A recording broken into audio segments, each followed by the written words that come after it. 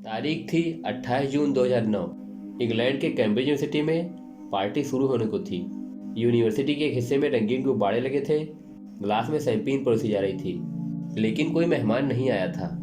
इस पार्टी में मेजबान फिजिक्स के प्रोफेसर स्टीवन हॉकिंस मेहमानों के इंतजार में थे। पीछे लगा बैनर ये इशारा कर रहा था कि आखिर इस पार्टी में किसी की दिलचस्पी क्यों नहीं है। बैनर पर बड़े अक्षरों में लिखा था, वेलकम टाइम ट्रेवलर्स, यानी कि समय के परे यात्रा करने वालों का स्वागत है।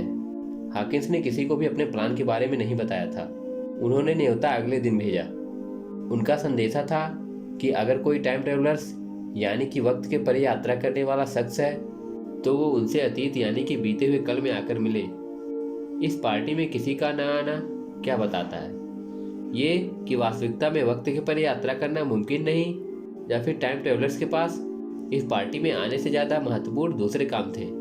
तो नमस्कार दोस्तों, मैं हूं विवेक मल्होत्रा और आज की इस वीडियो में हम बात करेंगे टाइम ट्रेवल यानी कि वक्त के परे यात्रा मुमकिन है या नहीं। तो बिना किसी देरी के चलिए शुरू करते हैं आज के इस नए एपिसोड को।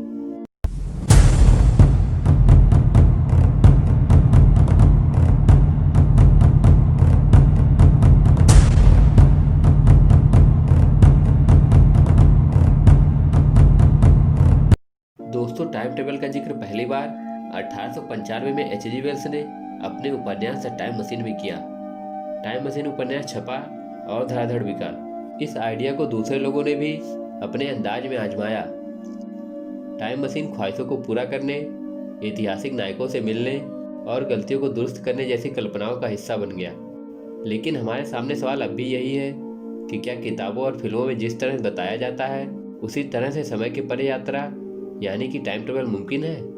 जेम्स ग्लीक, जो टाइम ट्रेवल और इसके साथ जुड़े इतिहास को लेकर कुछ इस तरह से हैरान हुए कि इन्होंने एक किताब लिख दी, टाइम ट्रेवल अ हिस्ट्री।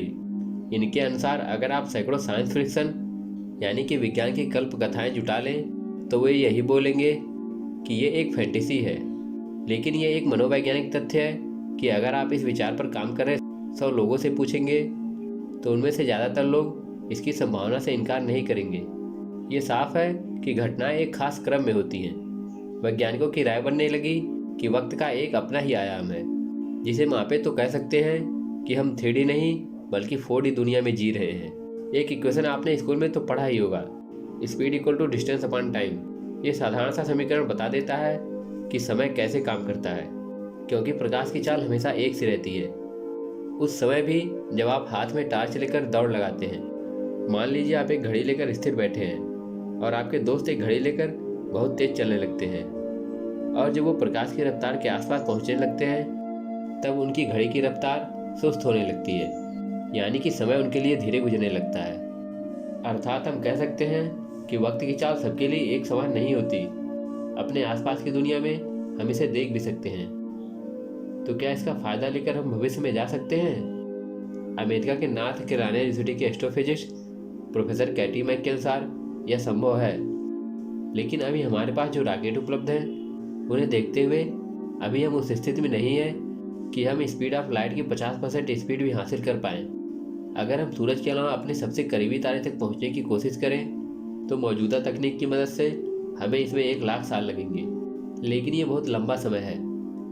अगर आप 1 लाख साल की ऐसी यात्रा शुरू नहीं करना चाहते जहां आपका स्पेसशिप टूटकर बिखर जाए, तो एक और रास्ता है जिससे आप वक्त के आगे यानी कि भविष्य में जा सकते हैं। प्रोफेसर कैटी मैक कहती है कि इसके लिए आपको किसी एक ऐसे पिंड के पास रहना होगा जिसका गुरुत्वाकर्षण प्रभाव काफ़ी ज़्यादा हो। जैसे कि आप किसी ब्लैक होल के पास जाएं, वहाँ कुछ वक्त रुकें और फिर वापस आएं, तो उसका भी वही प्रभाव होगा कि आपका वक्त धरती पर मौजूद लोगों के मुकाबले धीमे गुजरेगा और आप भविष्य में जा सकेंगे। लेकिन इनमें भी जोखिम है। अगर आप ब्लैक होल के पास चले गए तो हालात खतरनाक हो सकते हैं, लेकिन ये चाहे जितना भी खतरनाक हो, कैटी मानती है कि टाइम ट्रेवल के सिर्फ यही तरीके हैं और हम सिर्फ भविष्य में ही यात्रा कर सकते हैं। हमें अतीत में जाने का कोई रास्ता नहीं पता।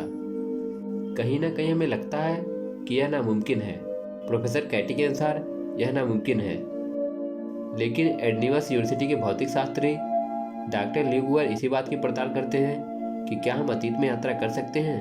अगर स्पेस टाइम बदल जाए तो क्या ऐसा करना संभव होगा? इसके लिए भौतिक शास्त्री गणित का समीकरण लिखते हैं। और अपने सिद्धांतों का परीक्षण करते हैं। ल्यूक ने इसके लिए वर्म होल का इक्वेशन बनाया। इसकी पहली कल्पना 1930 के दशक में एल्बर्ट आइंस्टीन और नाथन रोजन ने की थी। डॉक्टर ल्यूक के अनुसार यह मूल रूप से स्पेस टाइम की एक ट्यूब है जो दो सिरों को जोड़ती है। जिन दो सिरों को ये जोड़ती है वो काफ़ी दूर हो सकते हैं और अलग वक्त के भी हो सकते हैं। कहा जाए तो यह एक वक्त और एक जगह से दूसरी जगह पहुंचने का एक शॉर्टकट है। उनके अनुसार अगर हम अतीत की यात्रा की बात करें, जैसे कि घंटों पीछे जाकर अपने आप को देखना चाहें, तो यह भौतिक शास्त्र में मुमकिन नहीं है, लेकिन गणितीय लिहाज से इसे पूरी तरह से खारिज भी नहीं किया जा सकता। लेकिन सवाल अब भी वही है कि क्या टाइम ट्रेवल यानी कि समय के परे यात्रा संभव है? यकीनन ऐसी जादुई मशीनें नहीं है कि जिनका हम बटन दबाएं और वे हमें समय के परे ले जाएं। लेकिन भौतिक शास्त्र बताता है कि हम जहां हैं और जिस तरह से बढ़ रहे हैं, समय उसके सापेक्ष आगे बढ़ रहा है। अगर हम जोखिम उठाने को तैयार हैं तो कहानी को आगे बढ़ा सकते हैं, लेकिन जो समय बीत गया है उसमें वापस लौटना बहुत ही मुश्किल है, या कहें नामुमकिन है।